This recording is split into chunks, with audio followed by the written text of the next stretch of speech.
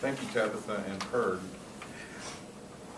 One of the more interesting things about the problem with these offshore havens is the fact that you often hear in Washington a debate that the U.S. somehow has the highest corporate tax rate in the world, but the dirty little secret is corporations don't pay it. In fact, a study by the Citizens for Tax Justice found that of the 280 of the Fortune 500 corporations from 2008 to 2010, that's 280 corporations from 2008 to 2010 had an effective tax rate, meaning what they actually really paid, of 18.6%, not 35%. And some major corporations in recent years, such as General Electric, Verizon, and Boeing, have paid no taxes at all. And then there are examples like Google. Google has something called the double Irish, or the Dutch sandwich is what they call it. And what they do is they have shifted their profits to 2 Irish subsidiaries and 1 in Bermuda as tax havens. Before going to Bermuda, the profits take a pit stop. They go to a P.O. box for a shell company in the Netherlands that has no employees. And they help shrink Google's tax bill by $3.1 billion from 2008 to 2010. So these accounting gimmicks, as they go on, color the debate in Washington.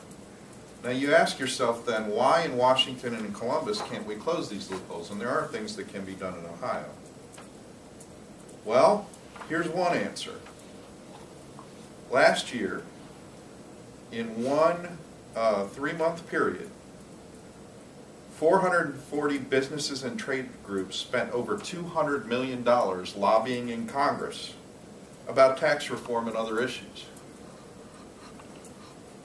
The influence of corporations in protecting themselves from paying their fair share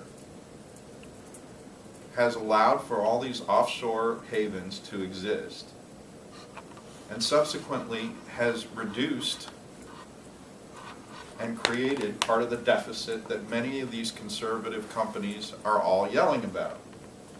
So the question becomes, who pays for it? And the answer right now in Washington, as we saw in the sequestration debate, is the American people pay for it. Small business pays for it. Consumers have less money. All because of greed. So what can be done about it? Well, it's really rather simple. Lawmakers here in Ohio can very simply close some of these loopholes by just declaring certain accounting tricks that would not be allowed to be used when they calculate their taxes, which is part of this proposal. And in Washington, they can just simply shut down these accounting gimmicks where you have fake P.O. boxes that lead to companies in the Netherlands that turn around and cost the American people $3 billion in taxes, all in an effort to not pay taxes.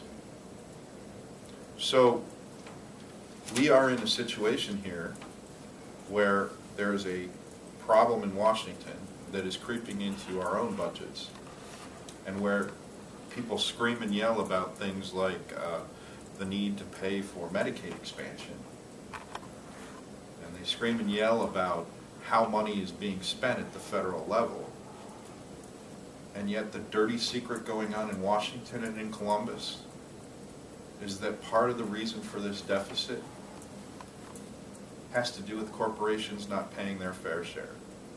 So to those citizens out there that next time they hear a corporate leader claiming that America has the largest corporate tax rate, they ought to stop and ask that corporate leader what they're actually paying. Because the records show that they're not paying that high tax rate. We are, as citizens. And that's why we're here today. Thanks. Great. Thank you.